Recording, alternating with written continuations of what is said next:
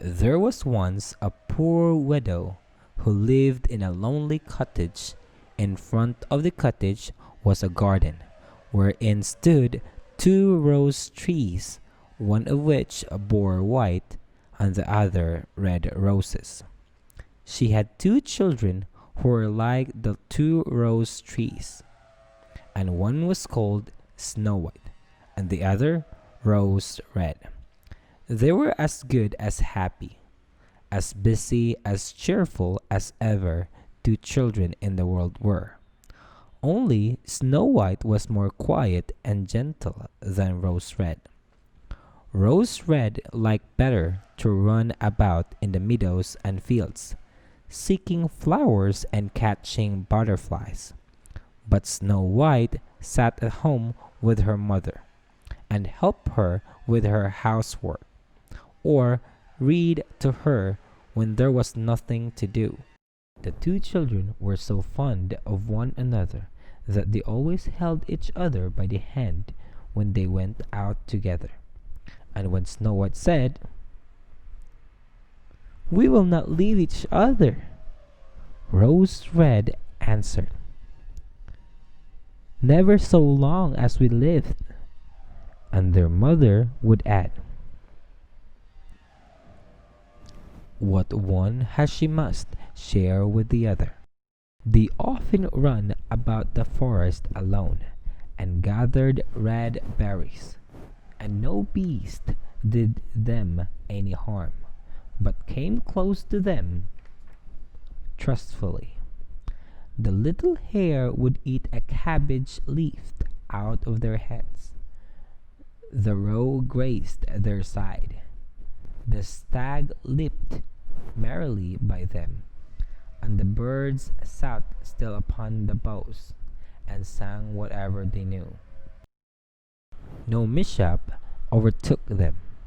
If they had stayed too late in the forest and night came on, they laid themselves down near one another upon the moss, and slept until morning came. And their mother knew this and did not worry on their account. Once, when they had spent the night in the wood and dawn had rose them, they saw a beautiful child in a shining white dress, sitting near their bed. He got up and looked quite kindly at them, but said nothing and went into the forest. And when they looked around, they found that they had been sleeping quite close to a precipice, and would certainly have fallen into it in the darkness if they had gone only a few paces farther. And their mother told them that it must have been the angel who watches over good children. Snow White and Rose Red kept their mother's little cottage so neat that it was pleasure to look inside it. In the summer, Rose Red took care of the house, and every morning laid a wreath of flowers by her mother's bed before she awoke, in which was a rose from each tree. In the winter, Snow White lit the fire and hung the kettle on the knob.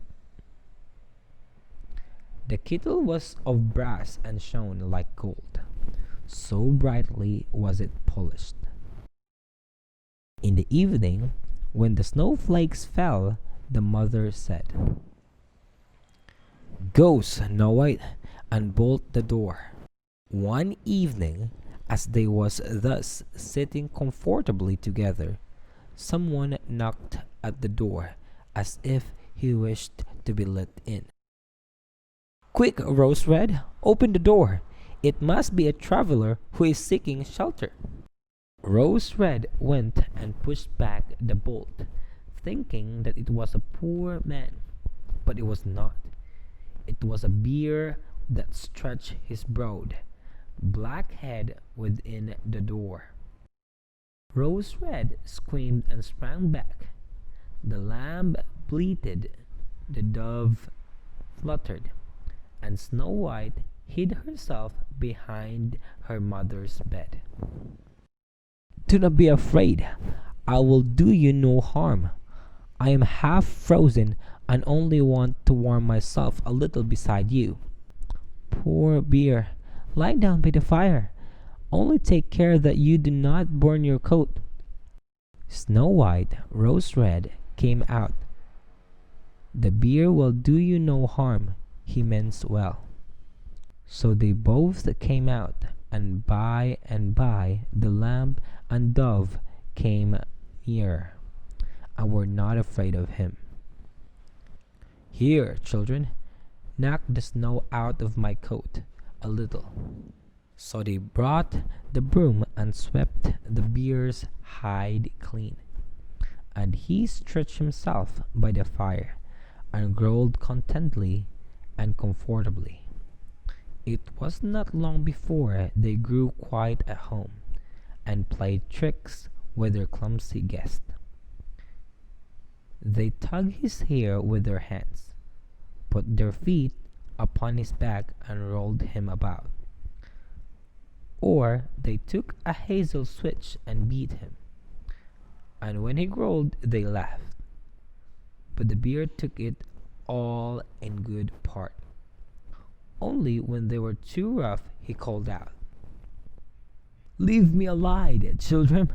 Snow White, Rose Red, will you beat your war dead?" When it was bedtime and the others went to bed, the mother said to the bear, "You can lie there by the hearth, and then you will be safe from the cold and the bad weather." As soon as day dawned, the two children left him out, and he trotted across the snow into the forest. Henceforth, the bear came every evening at the same time, laid himself down by the hearth, and let the children amuse themselves with him as much as they liked. And they got so used to him that the doors were never fastened until their black friend had arrived. When spring had come and all outside was green, the bear said one morning to Snow White, "Now I must go away, and cannot come back for a whole summer." "Where are you going, then, dear bear?" "I must go into the forest and guard my treasures from the wicked dwarfs. In the winter, when the earth is frozen hard, they are obliged to stay below and cannot work their way through. But now, when the sun thawed and warmed the earth, they break through it and came out to pry and steal. And what once gets into their hands and in their caves does not easily see daylight again." Snow White was quite sorry at his departure, and as she unbolted the door for him, and the bear was hurrying out, he caught against the bolt, and a piece of his hairy coat was torn off, and it seemed to Snow White as if she had seen gold shining through it. But she was not sure about it. The bear ran away quickly and was soon out of sight behind the trees. A short time afterwards, the mother sent her children into the forest to get firewood. There they found a big tree which lay felled on the ground, and close by the trunk something was jumping backwards and forwards in the grass, but they could not make out what it was. When they came near, they saw a dwarf with an old withered face and a snow-white beard a yard long. The end of the beard was caught in a crevice of the tree, and the little fellow was jumping about like a dog tied to a rope, and did not know what to do. "Why do you stand there? Can you not come here and help me? What are you up to, little man?" "You stupid prying goose! I was going to split this tree to get a little wood for cooking. The little bit of food that we people get is immediately burned up with heavy logs. We do not swallow so as much as you coarse, greedy folk. I had just driven the wedge safely in, and everything was going as I wished. But the cursed wedge was too smooth and suddenly sprung out, and the tree was closed so quickly that I could not pull out my beautiful white beard. So now it is tight, and I cannot get away. And the silly, sleek, milk-faced things laugh. Ugh, how odious you are! The children tried very hard, but they could not pull the beard out. It was caught too fast.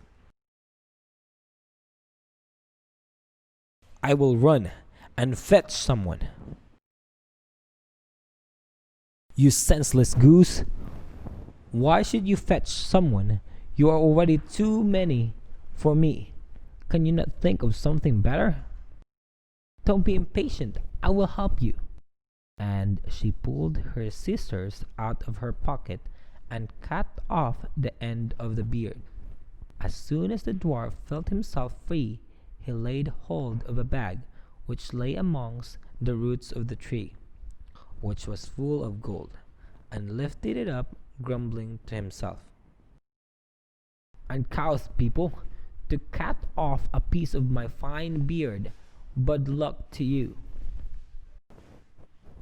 And then he swung the bag upon his back and went off without even once looking at the children. Some time afterwards, Snow White and Rose Red went to catch a dish of fish.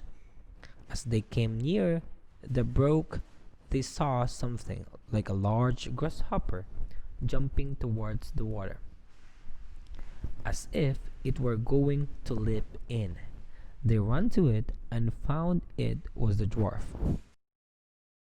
Where are you going? You surely don't want to go into the water. I am not such a fool. Don't you see that the accursed fish wants to pull me in? The little man had been sitting there fishing, and unluckily the wind had tangled up his beard with the fishing line. A moment later, a big fish made a bite, and the feeble creature had not strength to pull it out. The fish kept the upper hand and pulled the dwarfs toward him. He held on to all the reeds and rushes, but it was of little good, for he was forced to follow the movements of the fish, and was in urgent danger of being dragged into the water. The girls came just in time. They held him fast and tried to free his beard from the line, but all in vain. Beard and line were entangled fast together. There was nothing to do but to bring out the scissors and cut the beard, whereby a small part of it was lost. When the dwarf saw that, he screamed out, Is that civil, you toadstool, to disfigure a man's face? Was it not enough to clip off the end of my beard? Now you have cut off the best part of it. I cannot let myself be seen by my people. I wish you had been made to run the soles of your shoes. Then he took out a sack of pearls which lay in the rushes, and without another word he dragged it away and disappeared behind a stone. It happened that soon afterwards the mother sent the two children to the town to buy needles and thread, and laces and ribbons. The road led them across the heath, upon which huge pieces of rock lay strewn about. There they noticed a large bird hovering in the air, flying slowly round and round above them.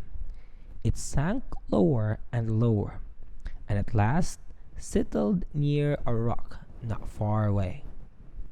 Immediately they heard a loud, piteous cry. They ran up and saw with horror that the eagle had seized their old acquaintance, the dwarf, and was going to carry him off.